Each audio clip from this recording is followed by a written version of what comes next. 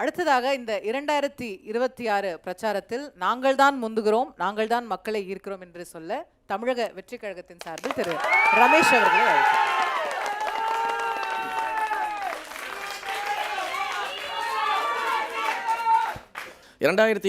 தேர்தலை பொறுத்த வரைக்கும் ஒரு மிகப்பெரிய அரசியல் மாற்றம், ஆட்சி மாற்றத்திற்கான ஒரு தேர்தலாகத்தான் இருக்க போகிறது. ஏனென்றால் நீங்கள் ஒரு விஷயத்தை கவனித்து பார்க்கணும். கடந்த கால தேர்தல் வரலாற்றுகளை தாண்டி 10 மாதத்திற்கு முன்பாகவே தேர்தல் பிரச்சாரங்களை துவங்கக்கூடிய நிலைக்கு அனைத்து கட்சிகளும் தள்ளப்பட்டிருக்கிறது என்றால் அதற்கு ஒரே காரணம் நம்முடைய தமிழக வெற்றி கழகம், அரசியல் வருகையும் நம்முடைய அரசியல் ஆளுமையும் தான். இன்றைக்கு நம்முடைய தலைவர் செல்லுகின்ற இடமெல்லாம் மிகப்பெரிய எழுச்சி.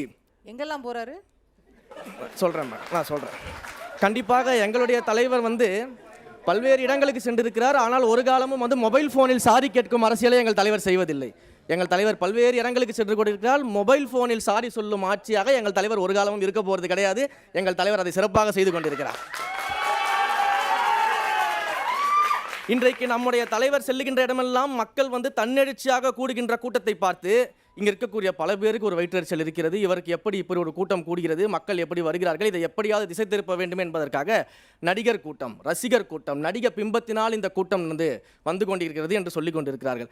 ஆனால் நாங்கள் இந்த கட்சியை துவங்குவதற்கு முன்பாக, இந்த அரசியல் கட்சிக்கு முன்பாக 30 ஆண்டு காலமாக ரசிகர் மன்றமாக, நற்பணி இயக்கமாக, மக்கள் இயக்கமாக, மக்களோடு மக்களாக துணை நின்று மக்களுக்கு சேவை செய்துதான் இந்த அரசியல் கட்சியை துவங்கியிருக்கிறோம்.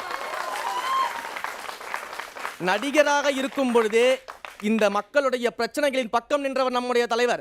ஈழத்தமிழர்கள் பிரச்சனையாக இருக்கட்டும், இல்லை மீனவர்கள் படுகொலை செய்யப்படக்கூடிய பிரச்சனைகளாக இருக்கட்டும், பண மதிப்பிழப்பு நடவடிக்கைகளாக இருக்கட்டும், இன்றைக்கு தங்கை அனிதா கொல்லப்பட்ட போதாக இருக்கட்டும், ஸ்டெர்லைட்டில் துப்பாக்கிச்சூடு நடந்த போதாக இருக்கட்டும், அங்கு பாதிக்கப்பட்ட மக்களோடு நின்றவர் நம்முடைய தலைவர். அன்றைக்கு சாதாரண நடிகராக இருந்தாலும் அந்த மக்களோடு தான் நின்று கொண்டிருந்தார். 30 ஆண்டு காலம் மக்கள் சேவை செய்து அரசியலுக்கு வந்ததினால்தான் இந்த மக்கள் எழுச்சி எங்களுக்கு வந்து கொண்டிருக்கிறது.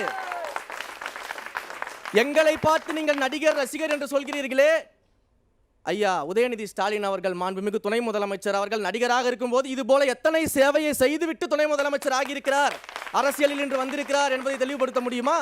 எத்தனை இடங்களில் மக்கள் சேவை செய்திருக்கிறார் என்று சொல்ல முடியுமா? உடனே இன்னொரு விஷயம் சொல்லுவாங்க அண்ணன் திமுக சைட்லேருந்து, நாங்கள்லாம் எம்ஜிஆரையே பார்த்தவங்க, எம்ஜிஆரையே பார்த்துட்டு வந்தவங்க, நீங்களாம் எங்களுக்கு ஒரு பொருட்டா அப்படின்னாங்க. ஆமாம், நீங்கள் எம்ஜிஆரையே பார்த்துக்கிட்டு தான் இருந்தீங்க, தொடர்ந்து அவர் ஜெயித்து கொண்டிருப்பதை வேடிக்கை பார்த்து கொண்டிருந்தீங்க.